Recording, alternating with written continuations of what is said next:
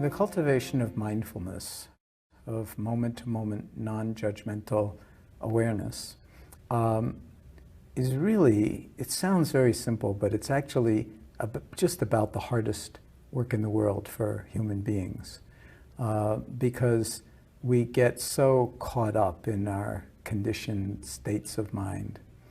And when we begin to cultivate awareness, it's really important to bring a certain attitudinal approach to it, so that we're not trying to force anything to happen or sit in a kind of rigid posture or attain some special state that will, that we sort of think, that's what it is, I'll be enlightened, or I'll just be permanently wise, or I'll be this, or I'll be that. The problem isn't actually with the enlightenment or the permanently wise or anything like that. The problem is with the personal pronouns, I, me, and mine. And they are very, very problematic, because who we think we are and who we actually are very different. And there's a huge separation. Who we think we are is very, very small compared to who we actually are. And so when we are cultivating mindfulness in MBSR or with people, we encourage a certain kind of attitude that's brought to the formal and informal practices that you can keep in mind through your daily life as well. And these attitudes, there are 7 of them that I put in Full Catastrophe Living when I was writing it, because it really felt like if you start to cultivate acceptance, if you start to cultivate non-striving, if you start to cultivate letting go or letting be, if you start to cultivate trust and patience, that these qualities can be cultivated in everyday life, with your children, with your parents, with your partner or spouse, with your colleagues at work. And so it's a way of reinforcing and deepening the actual formal and informal meditation practices.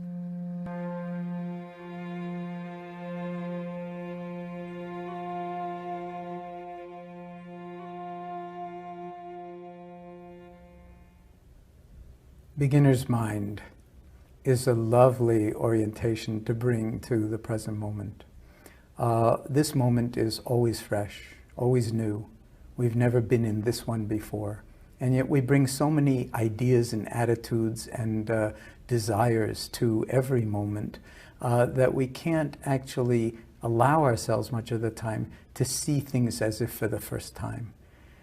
Imagine bringing awareness to your children with beginner's mind, so that you actually see them not through your lenses of ideas and opinions about your children, but fresh, the miracle of them, the amazing nature of them. So this is something that we could bring to any moment. It has the virtue of, sometimes we're so expert that our minds are just full of, our expertise, but it leaves us without any realm for novelty or new possibilities. In the mind of the expert, they say there are very few possibilities, but in the beginner's mind, there are infinite possibilities, because we come to it fresh. So it's a kind of a discipline to try to bring beginner's mind to every aspect of your life, and not be so stuck in our ideas and opinions about how much we like this or don't like that, or what the outcome of a particular situation might be. And when we come to things with this freshness, it actually, again, has tremendous transformative qualities associated with it. And when you bring it to other people, and you're open and spacious with them, and don't insist that they be the way they were half an hour ago or 2 years ago or whatever it is, they feel seen and recognized and met in a way that they might not otherwise experience. That benefits them, and it also benefits us.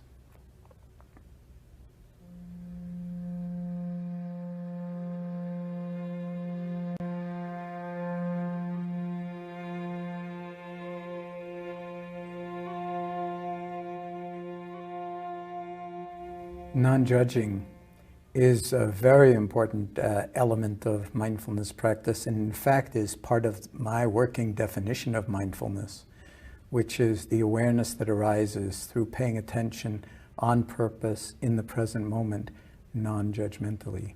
And the non-judgmentally is the real challenge, because when you start to pay attention to what's on your mind, you very rapidly discover that we have ideas and opinions about everything, just about everything. And we're always judging things in terms of, I like that, I don't like that, I want that, I don't want that, this is good, that's bad. And it's like a steady stream of judging. So when we speak of mindfulness as being non-judgmental awareness, it doesn't mean that there won't be judgments. It means that you will be aware of how judgmental we actually are, and then not judge the judging. And when we relate to it in that kind of a way, then we begin to see that our judging is very often black and white. It's either this or that, good or bad, like, dislike, want, don't want. And we get imprisoned by that kind of view. But being non-judgmental doesn't mean that all of a sudden you get stupid and think, well, I'm not going to be judgmental, so I'll just walk out in the street in front of an oncoming truck. What difference does it make? No, it means that we will cultivate discernment. This is the capacity to see what's actually unfolding, but not to judge it, but to recognize it and to understand it in relationship to our experience. So when we speak about non-judgmental awareness, that's what we're talking about. We're talking about a very fine degree of discernment, of clarity, of wisdom, of understanding the interconnections between things, and at the same time, noticing the tendency to judge quite quickly, like, don't like, want, don't want, and to recognize that that actually creates a kind of veil or a filter in front of our eyes that doesn't allow us to see things as they are, but to only see them through the lenses of our own ideas and opinions and likes and dislikes, which is practically blinding to us. So this is a wonderful discipline, the cultivation of awareness of judging and the cultivation of being gently non-judgmental, or not judging the judging that we do discover in ourselves. And over days, weeks, months, and years, we can begin to actually find a way to navigate through our judging in such a way that it no longer dominates our lives in quite the same way. And we recognize when it comes up that it's actually, in some sense, toxic. And the more we challenge it, and the more we rest in discernment and in pure awareness, the more we can live life authentically in the present moment without getting caught by our own habits of mind, unhealthy, if you will, habits of mind.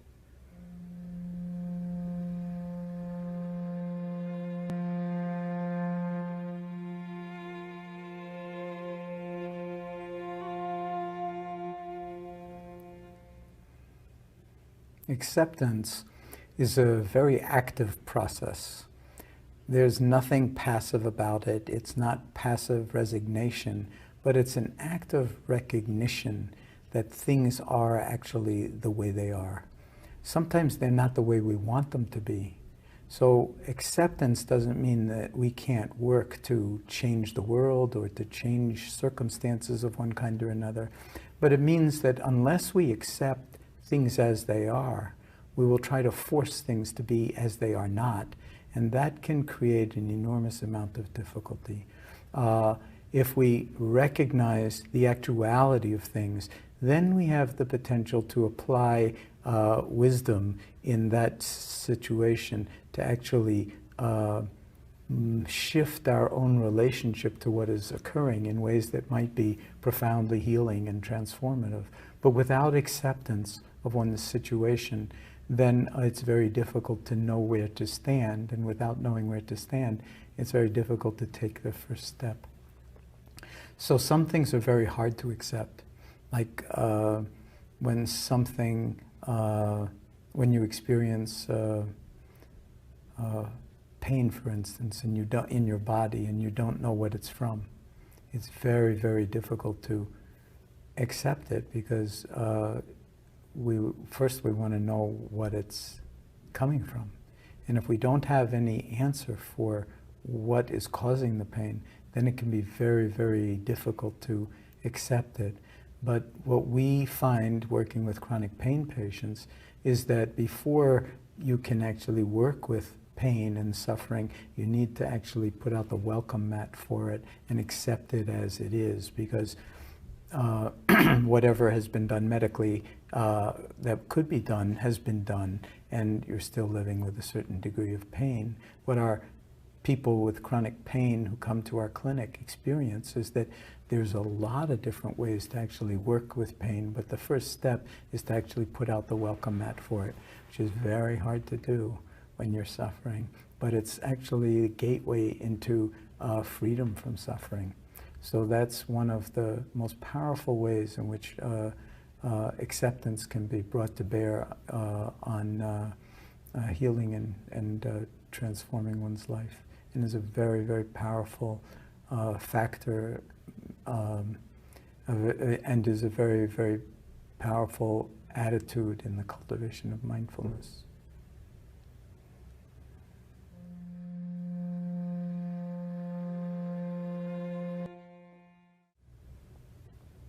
Letting go, we could think of as the opposite of clinging or grasping. There's a certain way in which when we want something, we grasp it, we cling to it, even if it's an idea.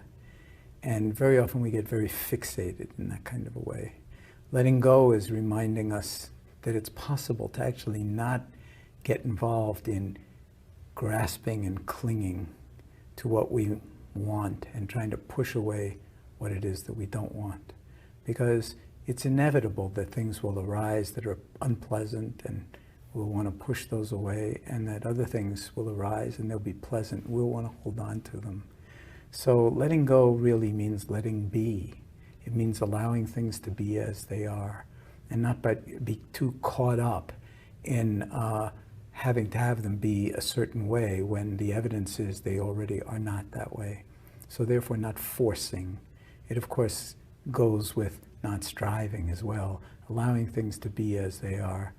In India, they sometimes use a particular way of trapping monkeys, where they take a coconut and they cut a small hole in one end, and then they tie the coconut with a wire to the base of a tree. And they put a banana inside the coconut, and then the monkeys come down from the trees and they put the hand in the coconut. But the hole is crafted so that if you grasp the banana, you can't get your hand out of the hole. The fist is too big. So you have to let go of the banana to actually release your hand. So the monkeys don't want to let go, and that's how they're trapped. So letting go, or letting things be as they are, means allowing the recognition that when you are caught by your own desire, by your own attachment to things being a certain way, that's painful, but that the letting go is actually the doorway to freedom. And it's something that you don't do once. It's something that you practice over and over and over again, moment by moment by moment. Every time, excuse me, every time you catch yourself clinging to something, you remind yourself it's possible to just let it be and to just let it go. The breath can remind us of that too, because every time we take a deep, because the breath can remind us of that, because every time we take a breath in, we have to let it go. Because otherwise there's no room for the next breath. So it's a natural part of life to receive and then release. Receive and let go.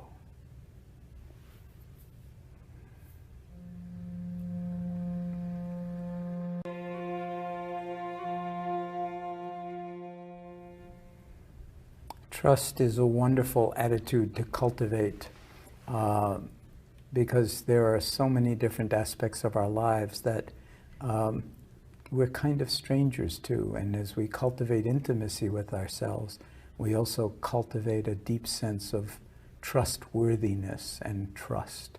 And a good place to start is with ourselves and with our body.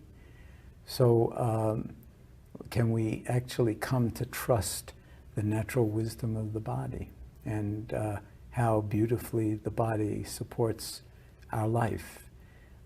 We very often take it totally for granted until something untoward happens.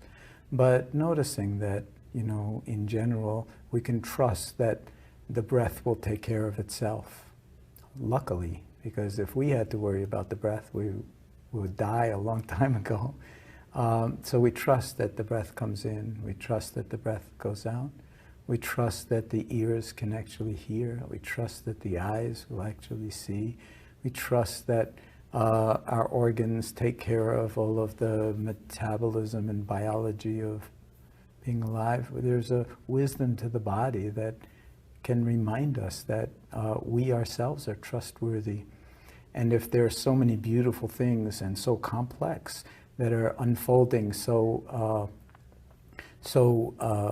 beautifully in the body, well, why should the mind be any different? Why should the heart be any different? So the more we can learn to bring trust to ourselves, the more we can actually learn to bring trust to our relationships and to other people and to nature and to the various challenges that we face in life, so that we can actually reside in our own confidence in our own ability to meet whatever comes towards us in ways that can be effective. It's all based on trusting ourselves, and that's something that can be cultivated by practice. So every time we don't trust ourselves, we can bring awareness to it and remind ourselves that maybe this is a good opportunity to shift from really feeling like we're not able to trust something to actually trusting it when it's in ourselves. When it involves other people, it gets a little bit more complicated because you don't want to trust naively, but other wisdom factors will help us to take care of that.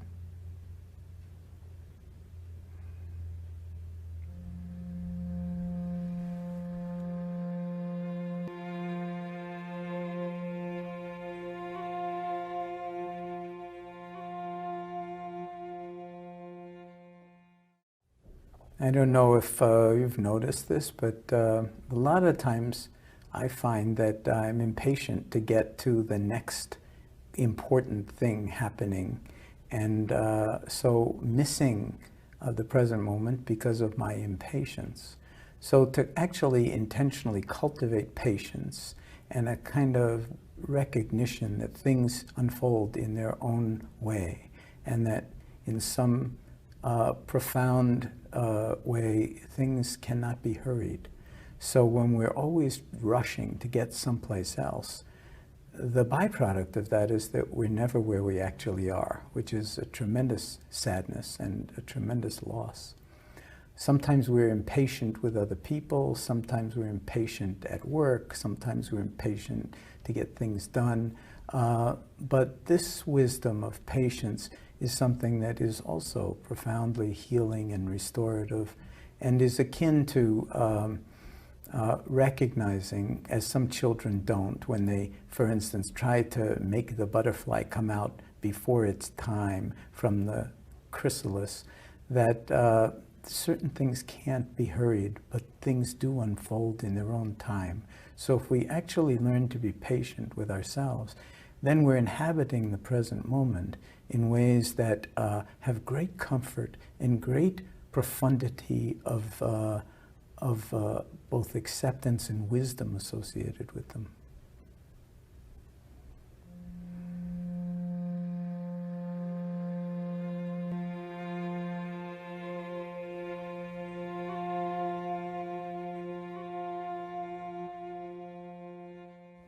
In the cultivation of meditative awareness or mindful awareness, we take the unusual position for Westerners to actually not try to get anywhere else. This is what we call non-striving or even non-doing, to actually allow things to be held in awareness without having to operate on them, without having to make anything happen or try to experience some special state of either relaxation or well-being or anything, but to simply be with the unfolding of life from moment to moment without any agenda whatsoever. It turns out this is tremendously healing, tremendously restorative for us too, because we have so many agendas and we're always on the way to some better moment in the future or trying to escape from something in the past. But to actually be in a place where we're practicing non-striving and non-doing, where we just let things be as they are, is, as I said, tremendously nurturing and healing. Not easy to do because we have so many different, so many different items on our to-do list. So the longer your to-do list, the longer we should give ourselves some time to practice non-doing altogether and non-striving, realizing that whatever is already here is good enough. Even if it's not pleasant in this moment, it's enough. And we don't need to try to escape from it or fix it or make anything happen. It's a tremendous discipline, a tremendous attitude to bring to life. And it doesn't mean you won't get things done. On the contrary, it means that whatever doing you do will wind up coming out of being, and therefore much greater wisdom and much greater appropriateness to the situation.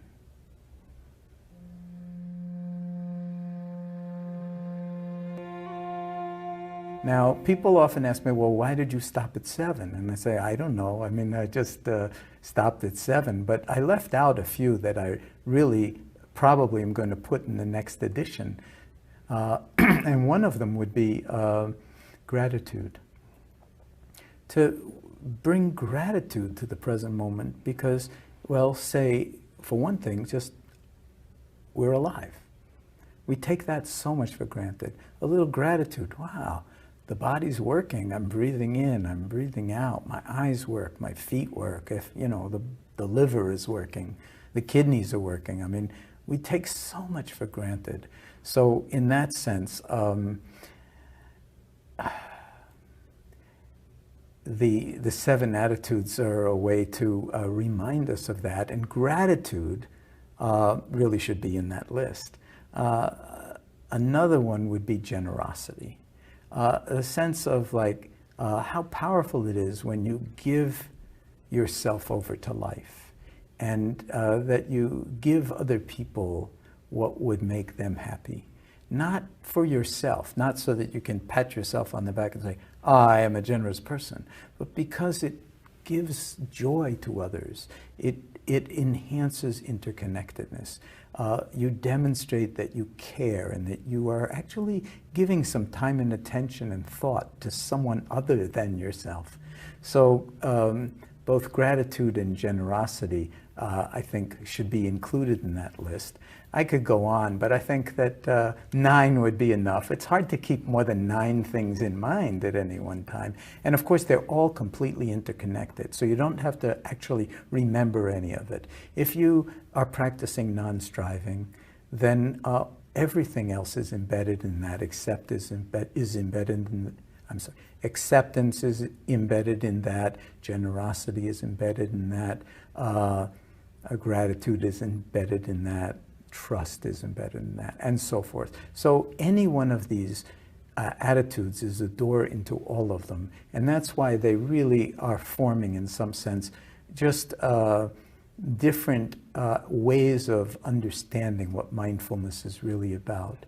And I probably should say that in all Asian languages, the word for mind and the word for heart are the same word. So in English, when you hear the word mindfulness, if you're not hearing the word heartfulness, you're really not understanding it fully. And so those attitudes are really part of the heartfulness element of it. whether it's seeing things as they actually are. The most profound thing you can see is the interconnectedness of all things. As soon as you see that, then emotions like anger, for instance, are very different because, or fear for that matter, are really transformed in some way because of our interconnectedness. So it's a way of seeing other people as they really are and not necessarily seeing them as threats, and then being able to find some domain of commonality that comes out of the heart, that comes out of the head, that comes out of the body, that comes out of life as one completely integrated whole.